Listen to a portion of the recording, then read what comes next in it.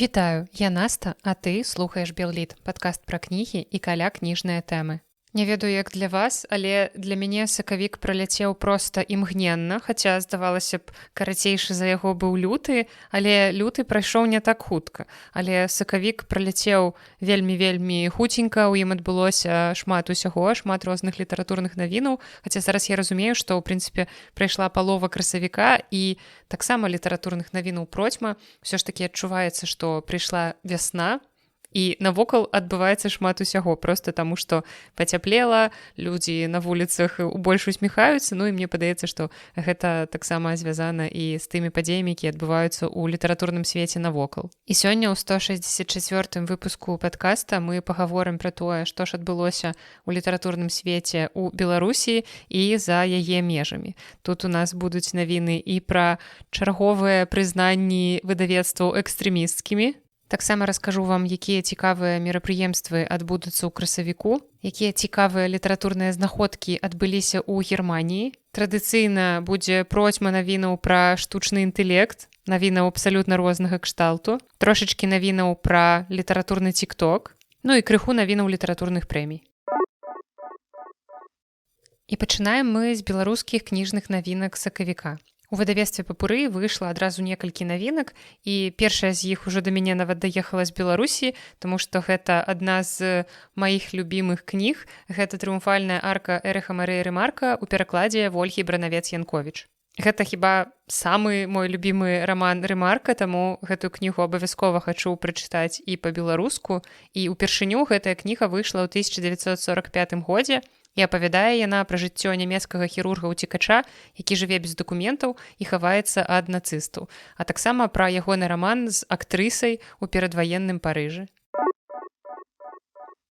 Другая навінка выдавецтва «Папуры», як на мяне, трошачкі дзіўны выбар для перакладу, таму што, як мне падаецца, кніга маральна састарэла яшчэ да таго, як я нарадзілася. А я нарадзілася, ў прынцыпе, даўнавата, ў 93-м годзе. І гэтая кніга, гэта нон-фікшн, які напісаў Дейл Карнегі, і кніга называецца «Як заваёўваць сяброў і ўплываць на людзей». І бачылі вы наогул, з якой вокладкай выйшла гэтая кніга? Калі вы не бачылі, то ў апісанні да выпуска будзе спасылка на пакупку кнігі, можаце там паглядзець, пакуль я буду расказваць, чаму выбар гэтай кнігі для перакладу для мяне вельмі дзіўны. Таму што, сапраўды, гэтая кніга даволі састарэлая. І наогул вялікая праблема перакладаў нон-фікшна, як мне падаецца, у тым, што нон-фікшн старэе. Зразумела, што мастацкая літаратура таксама старэе, але нібыта з нон-фікшнам гэта адбываецца часцей. Таму што нават састарэлую мастацкую літаратуру мы ўсё яшчэ можам чытаць. Нават калі там адлюстроўваюцца нейкія погляды, якія для нас ужо, трошкі дзікаватыя, ці, можа быць, мы даўно жывём не так, зразумела, што калі прайшло там некалькі стагоддзяў, мы жывём не так, але тым не менш, гэтыя творы важныя для таго, каб паказаць нам менавіта тую эпоху. Нам не важна, што цяпер у нас не так, нам важна паглядзець, а як было тады. Ну а з нон-фікшнам такая справа, што часам здараюцца нейкія навуковыя адкрыцці, якія робяць змест нейкай навукова-папулярнай кнігі проста неактуальным.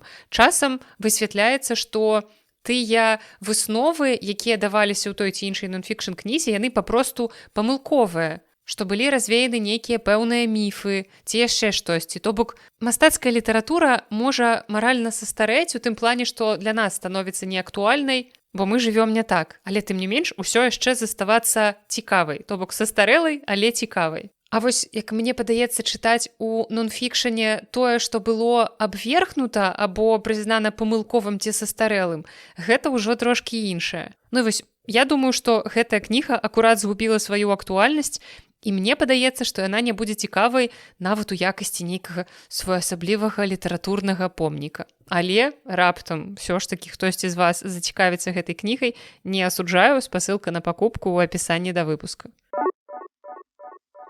У выдавецтве «Беларуская навука» выйшаў зборнік навуковых артыкулаў «Заходняя Беларусь 1921-1939. Гісторыя, культура, літаратурны рух». Зборнік артыкулаў падрыхтаваны паводле вынікаў міжнароднай навуковай канферэнцыі «Заходняя Беларусь 1921-1939. Гісторыя, культура, літаратурны рух і сучасныя праблемы развіцця». якая прайшла ў верасні 24 года ў мінску. Сярод іншага даследчыкі асэнсоўваюць падзеі восені 39 года ў гістарычным лёсе беларускага народа і даследуюць традыцыі кансалідацыі грамадскіх сіл у барацьбе за аб'яднанне Беларусі міжваеннага перыяду. У выдавецтве «Беларусь» выйшла кніга даследавання Міколы Труса «Якуб Колас у Парыжы» 1935 год, прысвечаная паездцы беларускага класіка на міжнародны кангрэс пісьменнікаў у абарону культуры. Вось такія ў Коласа былі вандроўкі, нічога сабе. Згодна з анатацыяй, у кнізе чытачы знойдуць архіўную рэканструкцыю акалічнасцяў удзелу Якуба Коласа ў вышэйназваным літаратурным кангрэсе. У тым ліку Мікола Трус публікуе даклад Коласа, які быў перакладзены на рускую, французскую і нямецкую мовы, а таксама шэраг унікальных матэрыялаў. Выйшаў 13-ы выпуск зборніка «Беларускі фальклор. Матэрыялы і даследаванні». Гэта першае перыядычнае выданне, прысвечанае фальклорным тэкстам і традыцыйнай духоўнай культуры беларусаў. Зборнік выдаецца з 2014 года. У новым выпуску змешчаныя грунтоўныя даследчыя працы, цікавосткі з архіваў і экспедыцый. Паэтка Кацярына Масе напісала кнігу пра метадалогію і метафізіку творчасці пад назвай «Плод дрэва тварэння». Кніга выйшла ў мінску ў выдавецтве 4/4. Гэтая кніга спроба асэнсаваць самыя розныя грані творчага працэсу і падтрымаць творцаў на іхнім складаным і пакручастым, але, безумоўна, надзвычайным і вельмі шчаслівым шляху. Кнігу можна купіць у мінску ў кнігарні Акадэмкніга. Выдавецтва «Гутенберг Паблішер» выдала пераклад ужо 5-го рамана Сашы Філіпенкі «Вяртанне ў астрог». Пераклад зрабіла Яўгенія Кавячынская. Гэтую кнігу я чытала калісьці даўно, калі яна толькі выйшла па-руску, і калі вы глядзелі фільмы расійскага рэжысёра Юрыя Быкова, то вось гэтая кніга, гэта такі трошкі быкаў на мінімалках. Гэта гісторыя пра дзіцячыя суіцыды, пра расследаванні дзіцячых смерцяў. І я не ўпэўнена, што хачу перачытваць гэтую кнігу па-беларуску, але, калі што, калі вам цікава, то кніга ўжо ў продажы на сайце выдавецтва. У выдавецтве «Скарына Прэс» выйшла кніга тэатральнай аглядальніцы Настасіі Панкратавай, якая называецца «Нявыкраслены. Беларускі тэатр 2015-2025. Выбраныя старонкі». У гэтым выданні пад адной вокладкай сабраныя выбраныя інтэрв'ю і аналітыка, якія выходзілі ў розных медыа, а таксама артыкулы, якія падсумоўваюць працэсы ў беларускім тэатральным свеце з 2015 па 2025 год. І яшчэ адна навінка выдавецтва «Скарына Прэс» – гэта пераклад славутага тэксту французскага мысляра Жана Поля Сартра «Экзістэнцыялізм – гэта гуманізм». На беларускую мову гэтую кнігу пераклаў Уладзіслаў Гарбацкі. У выдавецтве «Полацкія лабірынты» выйшла кніга ўспамінаў Івонкі Сурвілы, старшыні Рады БНР, якая вось літаральна на днях адзначала свой 90-гадовы юбілей, і акурат да гэтай даты быў прымеркаваны выхад яе кнігі, якая называецца «У 8 гадоў я была на вайне». Кніга перакладзена з французскай мовы і ўпершыню друкуецца па-беларуску. Гэта ўспаміны страху і болю, якія перажыла 8гадовая дзяўчынка Івонка, пакідаючы Беларусь разам з сям'ёю ў 1944 годзе. Сёння старшыня Рады БНР называе тыя 10 месяцаў найбольш небяспечнымі. Гэта гісторыя ўцёкаў паміж жыццём і смерцю, а таксама аповед пра бязмежную любоў бацькоў да сваіх дзяцей, якія разам перажываюць вайну. Над перакладам рэдакцыі кнігі працавалі Алексей Федарэнка, Сергей Падсасонны і Кшыштаф Жыброўскі. Кніга таксама ўключае слова рэдактара, біяграфічнае эсэ пра аўтарку і фоталетапіс яе жыцця і здымкі некаторых мастацкіх прац. Выйшла кніга Ігара Случака «Палітычная гісторыя беларускай мовы да 1996 года», якая разглядае ўмовы існавання беларускай мовы ад 10 стагоддзя, калі разам з узнікненнем полацкага княства пачынаецца фарміраванне беларускай дзяржаўнасці, і да 1996 года, калі беларуская мова зноў апынулася пад моцным ціскам русіфікацыйнай палітыкі. Аўтар разглядае лёс беларускай мовы на працягу 10 стагоддзяў у розных дзяржаўных утварэннях. Полацкім княстве, Вялікім княстве літоўскім, Рэчы Паспалітай, Расійскай імперыі, Нямецкай імперыі, у Беларускай народнай рэспубліцы, Польскай, Латвійскай, Літоўскай рэспубліках, Сярэдняй Літве, БССР і СССР, а таксама ў Рэспубліцы Беларусь. У выдавецтве «Хохрот Мінск» выйшла кніга паэзіі украінскага аўтара і ваяра Максіма Крыўцова, якая называецца «Крык на тэрыконе». Пераклад на беларускую мову зрабіла Воля Франко. Сам аўтар загінуў на фронце ў студзені 24 года, абараняючы ўкраіну. Ілюстрацыю да кнігі зрабіла мастачка Вольга Пранкевіч. Фонд «Камунікат» выдаў кнігу прозы Уладзіслава Ахроменкі «Нясвійская крыза», куды ўвайшлі творы розных жанраў і кірунку. У новым выданні чытач знойдзе славутую тэорыю змовы. Гэта вострасюжэтны кінараман-фарс, у якім аўтар ставіць у парадаксальнай жорсткай форме тыя беларускія пытанні, якія многія баяцца задаць сабе нават у думках. Таксама ў гэтую кнігу ўвайшоў твор «Музы і свінні». Гэта кніга гарадскіх міфаў, легендаў і апокрыфаў пра герояў, якія нас змянілі. І таксама ў зборніку ўвайшлі два тэксты, якія раней нідзе не публікаваліся. Гэта незавершаныя раманы «Нясвійская крыза» і «Выкрадальнік гукаў». Цяпер не пра кнігі, але ўсё яшчэ пра літаратуру. У Вене выйшаў часопіс пра літаратуру і культуру, назву якога я магу прачытаць, але хутчэй за ўсё зраблю гэта няправільна. «Zwischen Welt».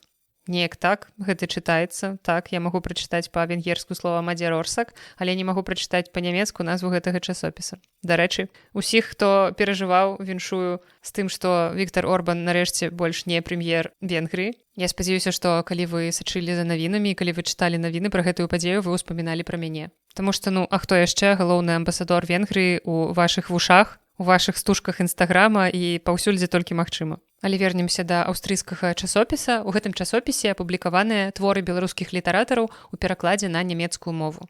Гэта першы нумар за 26 год, і ён атрымаў назву «Час на мяжы. Беларуская літаратура ў падполлі і ў выгнанні». Аўтараў для гэтага нумара выбірала пісьменніца і перакладчыца Ганна Янкута у супрацы з рэдактаркай часопіса, а перакладалі ўрыўкі эсэ і паэзію Ціна Вюншман, Томас Вайлер, Лоте Фрай, Францыска Фюксль. Я думаю, што многія гэтыя імёны вам ужо знаёмыя, калі я расказваю пра тое, што нейкая чарговая беларуская кніга выйшла ў перакладзе на нямецкую, часцей за ўсё яна выйшла акурат у перакладзе гэтых людзей. А сярод аўтарак і аўтараў нумара Алесь Бяляцкі, Сабіна Брыло, Юля Тимофеева, Ганна Шакель, Ганна Янкута, Сергей Прылуцкі, Артур Камароўскі, Дар'я Бялькевіч, Марыя Літвін, Альгерт Бахарэвіч, Уладзь Лянкевіч, Тацяна Нядбай, Марыя Бадзей і многія іншыя. Частка літаратараў выступае пад псеўданімамі. І таксама часопіс аздабляюць калажы Юлі Тимофеевай. А цяпер трошкі анонсаў, выхад якіх кніг можна падтрымаць ужо цяпер, напрыклад, аформіўшы папярэдні заказ. Фотограф Андрэй Лянкевіч паведаміў пра папярэдні заказ грунтоўнага выдання «Традыцыйны інтэр'ер» асобы, у якім унутранае ўбранне вясковых хатаў паказанае праз фотаздымкі саміх інтэр'ераў, партрэты герояў, выявы покуці, посцілак, ручнікоў і вышывак. Усё гэта дапаўняюць аповеды пра ўласнае жыццё 9 людзей розных пакаленняў беларусак і беларусаў. Кніга атрымалася вялікая, 272 старонкі па-англійску і па-беларуску, з яскравым каляровым дызайнам і шчырымі гісторыямі беларусу. Цана кнігі каля 60 еўра, гэта 200 беларускіх рублёў, і на кнігу можна аформіць папярэдні заказ па спасылцы ў апісанні да выпуска. Беларускі інстытут навукі і мастацтва ў супрацы з выдавецтвам фонда «Камунікат» анансаваў выхад першага выдання з новай кніжнай серыі «Спадчына БНР», і гэтае выданне – гэта выбранае Кастуся Езавітава. Грунтоўнае выданне стала плёнам працы трох укладальнікаў Наталлі Гардзіенкі, Юрыя Грыбоўскага і Лявона Юрэвіча. Кніга складаецца з біяграфіі Кастуся Езавітава, а таксама яго найважнейшых аўтарскіх тэкстаў, успамінаў, даследаванняў, вершаў, нарысаў, ліставання ды іншага. Некаторыя дакументы публікуюцца ўпершыню. Кніга выйдзе з друку ў сярэдзіне красавіка, то бок недзе ўжо вось-вось. А цяпер да навін беларускай літаратуры. І толькі ў мінулым выпуску я вам расказала пра тое, што выдавецтва «Гутенберг» першым сярод беларускіх выдавецтваў за мяжой прызналі экстрэмісцкім. Але у сакавіку ў гэтым спісе адбылося папаўненне. КДБ надаў статус экстрэмісцкага фарміравання выдуманай, падкрэсліваю, раблю лапкі пальцамі, выдуманай кааліцыі друкаваных выдавецтваў, якая, на думку ўладаў, складаецца з выдавецтваў Фонд Камунікат.орг, Логвінаў Паблішынг Хаус і Андрэй Янушкевіч Паблішынг. Ці трэба мне вам тлумачыць, што ніякай кааліцыі не існуе і ўсе гэтыя выдавецтвы функцыянуюць асобна і абсалютна незалежна? Мне падаецца, што гэта абсалютна не патрабуе ніякіх тлумачэнняў. І я думаю, што за гэтыя дні, месяцы толькі лянівы не правёў гістарычныя паралелі, якія сягаюць ажно на 100 гадоў таму. Амаль 100 гадоў таму, у 1930 годзе, ДПУ БССР была сфальсіфікаваная палітычна-крымінальная справа супраць дзеячаў беларускай навукі і культуры. Называлася яна справа Саюза вызвалення Беларусі. Я думаю, што вы чулі гэтае словазлучэнне, і па гэтай справе арыштавалі больш за 100 дзеячаў беларускай навукі і культуры. І сярод людзей, імёны якіх у ёй фігуравалі, былі, напрыклад, Янка Купала, Якуб Колас, то бок людзі вось такога маштабу. Ну і мне падаецца, што аднойчы ў беларускай вікіпедыі з'явіцца артыкул, які будзе называцца «Справа кааліцыі друкаваных выдавецтваў». І ён будзе пачынацца радкамі «Гэта сфальсіфікаваная палітычна-крымінальная справа». Цэнтр даследаванняў беларускай культуры, мовы і літаратуры Акадэміі навук Беларусі запусціў партал «Беларускія народныя казкі», на якім размешчаны аўтэнтычныя запісы казак, якія можна не толькі чытаць, але і слухаць. Сайт стаў вынікам рэалізацыі шматгадовага праекта «Беларускія народныя казкі», сюжэтная шматстайнасць, каталагізацыя, сучаснай інтэрпрэтацыі. Мэта праекта – актуалізаваць традыцыі народнай казкі як інструмента фарміравання нацыянальнай ідэнтычнасці і выхавання павагі да фальклорнай спадчыны беларусаў у сучасным інфармацыйным грамадстве. Кіраўніца праекта і аўтарка тэкстаў Таццяна Валодзіна. Спасылка на сайт будзе ў апісанні да выпуска. Цяпер трошкі сумных навін, але са словамі падтрымкі. Цудоўная беларуская дзіцячая пісьменніца Надзея Ясмінска трапіла ў рэанімацыю пасля экстраннай аперацыі. Вось літаральна на днях Надзея напісала ў сваіх соцсетках, што ўсё яшчэ знаходзіцца ў шпіталі ўжо амаль 2 месяцы, але цяпер, прынамсі, яе стан паляпшаецца. І я перадаю Надзеі словы падтрымкі. Вы, дарэчы, таксама можете гэта зрабіць. Вы можете пакінуць ёй каментарый у Фейсбуку ці Інстаграме. Надзея ўсё чытае, і я думаю, што ёй будзе вельмі прыемна і вельмі важна. Або таксама вы можете падтрымаць пісьменніцу, расказаўшы ў соцсетках пра свае любімыя кнігі яе аўтарства. Для мяне гэта, безумоўна, сподачак для Цмока і Кузьку Сяндра. Здаецца, я раіла вам гэтыя кнігі не раз і абавязкова раю яшчэ. І крыху анонсаў літаратурных мерапрыемстваў, якія адбудуцца ў красавіку. Ужо на гэтых выхадных 17-19 красавіка ў Беластоку адбудзецца кніжны кірмаш. Гэта вялікае польскае мерапрыемства, і падчас гэтага кірмашу таксама запланаваныя мерапрыемствы датычныя беларускай літаратуры. На месцы 79 вы знойдзеце салон незалежных беларускіх выдавецтваў.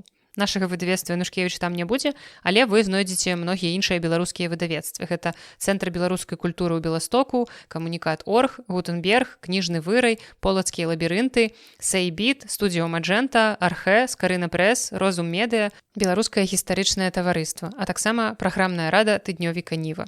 Таму, калі вы жывяце ў Беластоку, то раю вам завітаць і падтрымаць беларускіх выдаўцоў.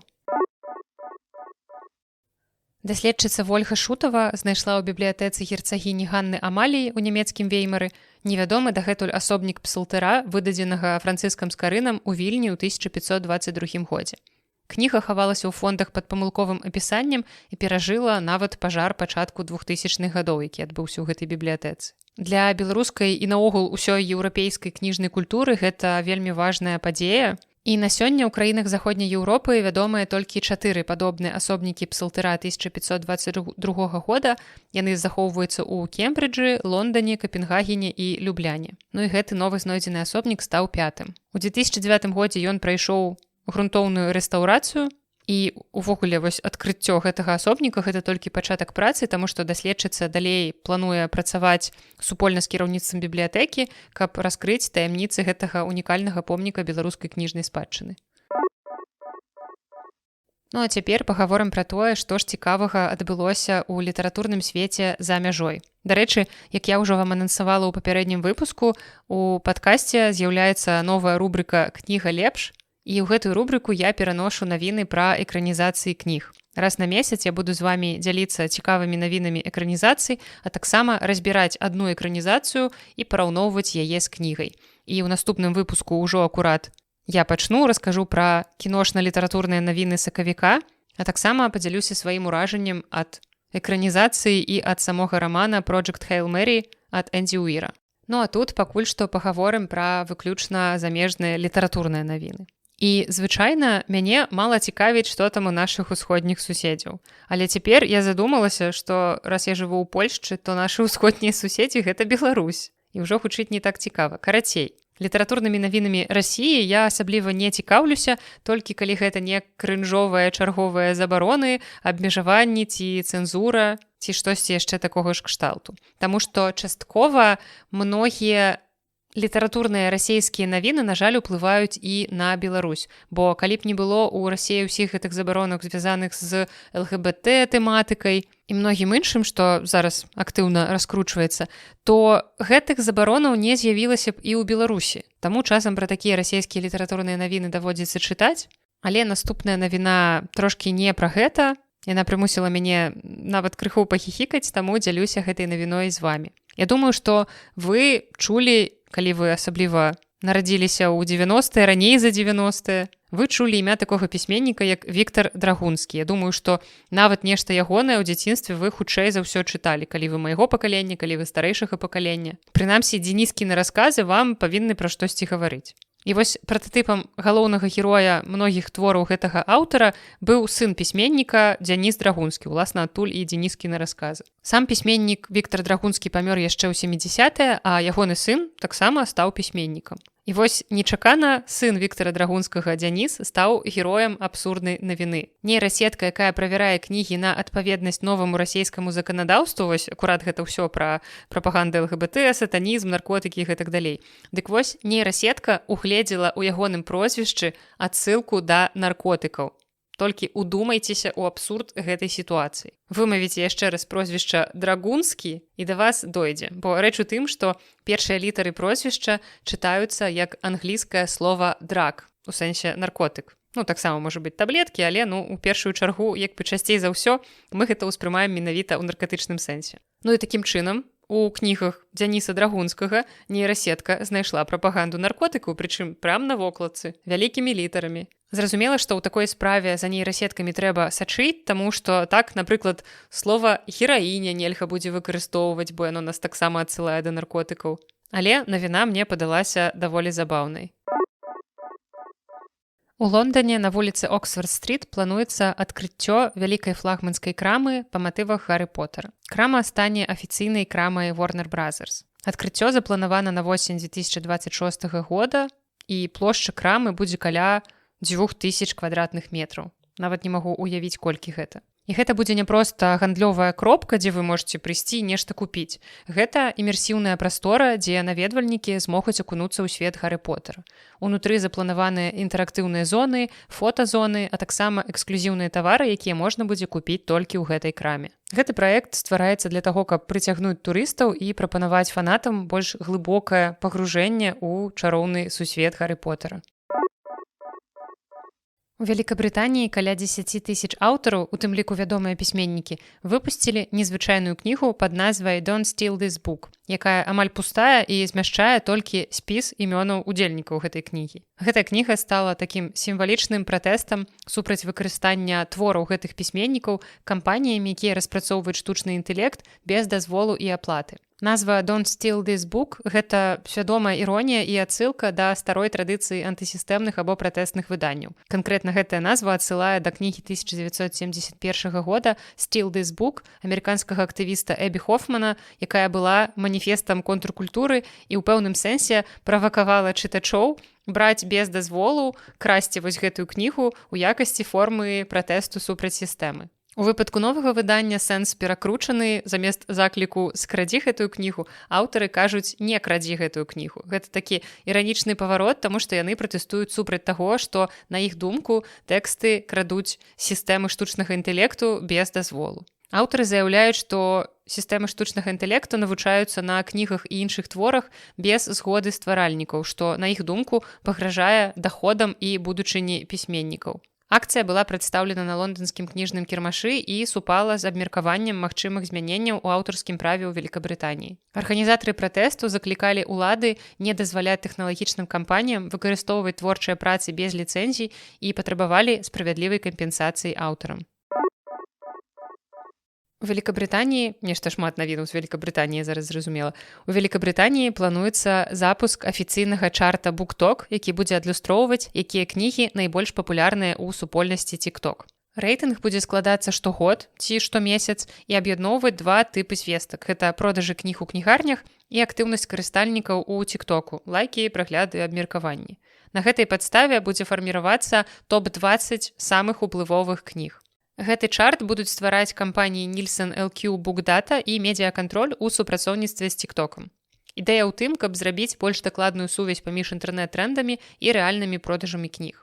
Асноўны кантэкст у тым, што BookTok стаў вельмі уплывовай супольнасцю. Я вам пра гэта неаднаразова казала, і гэтая супольнасць часта робіць віруснымі не толькі новыя кнігі, якія толькі выйшлі, але і старыя кнігі, яны такім чынам іх вяртаюць у бестселлеры, у спісы самых прадаваных кніг. Ну і асабліва папулярныя ў буктоку жанры гэта рамантыка і фэнтэзі. Мэта новага чарта даць афіцыйную празрыстую сістэму, якая паказвае, якія кнігі сапраўды фарміруюць сучасныя кніжныя трэнды. Але для мяне фактычна гэта выглядае так, што раней кнігі станавіліся бестселлерамі, таму што іх проста куплялі. А цяпер кнігі становяцца бестселлерамі, таму што хтосьці ў тиктоку паплакаў пад музыку, і гэта сабрала 2 мільёны праглядаў. Такім чынам, эканоміка ўвагі працуе без перабояў. Amazon адмовіўся ад спонсарства парыжскага кніжнага фестывалю пасля таго, як французская асацыяцыя кнігагандляроў абвясціла байкот супраць яго ўдзелу. Кнігагандляры абвінавачвалі Amazon у тым, што ён шкодзіць традыцыйнай кніжнай індустрыі і нібыта спрыяе распаўсюджванню фэйкавых і згенераваных штучным інтэлектам кніг, якія прасоўваюцца праз маніпуляцыі з водгукамі і рэйтынгамі. Пад ціскам гэтага байкоту арганізатары фестывалю вырашылі скасаваць партнёрства з кампаніяй Amazon, каб пазбегнуць канфліктаў і магчымых зрываў мерапрыемства. Сам Amazon назваў байкот неабгрунтаваным і заявіў, што вымушаны выйсці са спонсарства, каб гэтую сітуацыю не пагаршаць. Фестываль усё ж такі адбудзецца, але ўжо без удзелу кампаній. І арганізатары спадзяюцца, што гэта дазволіць правесці яго спакойна і без напружання.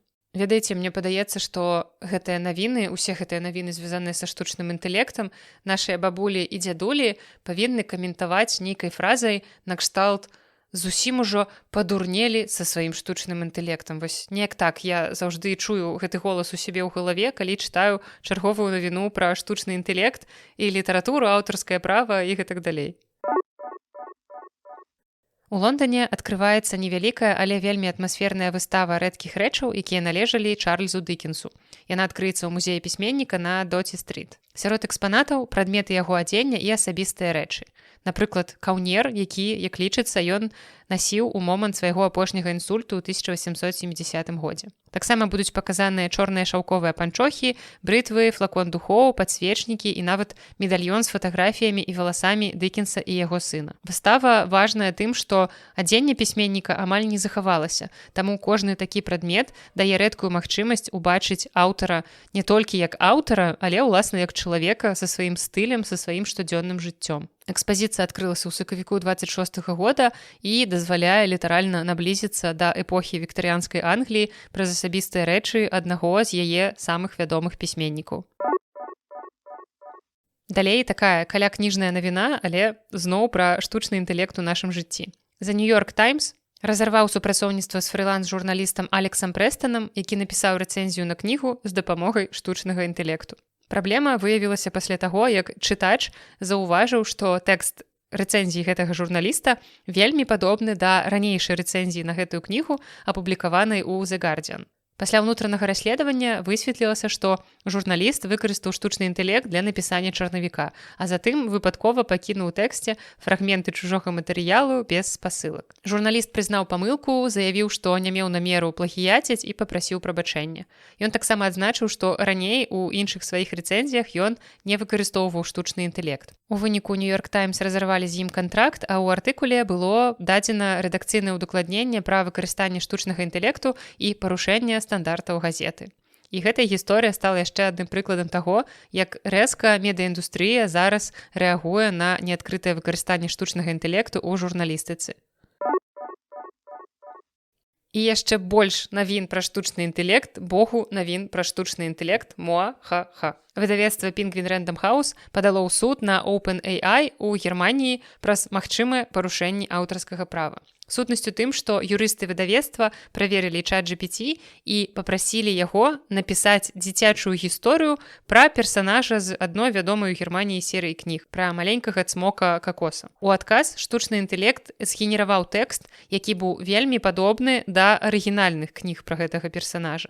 Не толькі паводле сюжэту, але нават з элементамі, падобнымі да вокладкі, анатацыі і іншых дэталяў. Выдавецтва сцвярджае, што гэта сведчыць пра тое, што мадэль магла запомніць і адлюстраваць абаронены контент без дазволу, што парушае аўтарскія правы. Кампанія OpenAI у адказ заявіла, што паважае правы стваральнікаў і разглядае гэтыя абвінавачанні. Гэтая справа можа стаць важным прэцэдэнтам у Еўропе, бо яна тычыцца галоўнага пытання, дзе заканчваецца навучанне штучнага інтэлекту і пачынаецца незаконнае выкарыстанне чужой творчасці. У ЗША ў штаце Тэннесі звольнілі дырэктарку бібліятэчнай сістэмы Луан Джеймс пасля таго, як яна адмовілася выканаць рашэнне кіраўніцтва. Савет бібліятэкі запатрабаваў перанесці больш за 100 дзіцячых кніг з ЛГБТ-тэматыкай у дарослы раздзел, але Джеймс заявіла, што гэта абмяжоўвае доступ да інфармацыі і парушае свабоду слова. Яна падкрэсліла, што бібліятэкі павінны быць адкрытымі для ўсіх і не падпарадкоўвацца палітычнаму ціску. У выніку, пасля напружанага пасяджэння, дзе былі і прыхільнікі, і крытыкі, савет прагаласаваў за яе звальненне. Гэтая сітуацыя стала часткай больш шырокага канфлікту ў ЗША вакол цэнзуры кніг і правоў ЛГБТ, дзе бібліятэкары і праваабаронцы ўсё часцей выступаюць супраць абмежавання доступу да літаратуры. Ну і апошняя навіна на сёння – абвешчаны шорт-ліст міжнароднай букераўскай прэміі, адной з галоўных сусветных прэмій для перакладной мастацкай літаратуры. У фінал увайшлі 6 кніг аўтараў з розных краін, у тым ліку і кніга нямецкага пісьменніка Даніэля Кельмана, вядомага беларускім чытачам па кнізе «Тыль». Пераможцу прэміі абвесцяць у маі, а прыз у 50 000 фунтаў стэрлінгаў падзеляць паміж аўтарам і перакладчыкам. Сёлета шорт-ліст адлюстроўвае вельмі шырокую геаграфію і тэмы. Кнігі ахопліваюць розныя эпохі і краіны, ад каланіяльнага Тайваня і нацысцкай Еўропы да Ірана пасля рэвалюцыі і сучаснай Еўропы. Такім быў літаратурны сакавік, вельмі плённым і насычаным. Можеце ў каментарыях падзяліцца, якая навіна вам спадабалася ў гэтым выпуску найбольш. Прычым спадабалася, гэта такое даволі размытае слова, можа быць і ў пазітыўным сэнсе, якая вас уразіла прыемна, а якая, можа быць, наадварот, шакавала або расстроіла. І ў наступным выпуску мы з вамі сустрэнемся ўжо зусім хутка, там пагаворым пра экранізацыю, як я ўжо сказала, рамана Энді Уіра «Project Hail Mary», пра саму кнігу, пра экранізацыю, ну а таксама пра літаратурныя навіны, звязаныя з кінематографам. Ну а таксама, дарэчы, вы можете пісаць мне ў каментарыях або ў Google форму па спасылцы ў апісанні, або на пошту belleetpost@gmail.com, або ў Instagram наста ніжняе падкрэсліванне belleet, карацей, паўсюль, дзе вы можете да мяне дагрукацца. Можете мне напісаць, прапанаваць свае варыянты таго, якую кнігу, з якой экранізацыі я магла б разгледзець. Гэта можа быць штосьці сучаснае, што вось акурат цяпер ідзе, або, можа быць, мне варта звярнуць увагу на якую-небудзь старую экранізацыю. Ну, ці не зусім старую, але не самую актуальную, не апошніх гадоў. Ну, а на сёння гэта ўсё. З вамі была Наста і падкаст «Белліт». Да сустрэчы.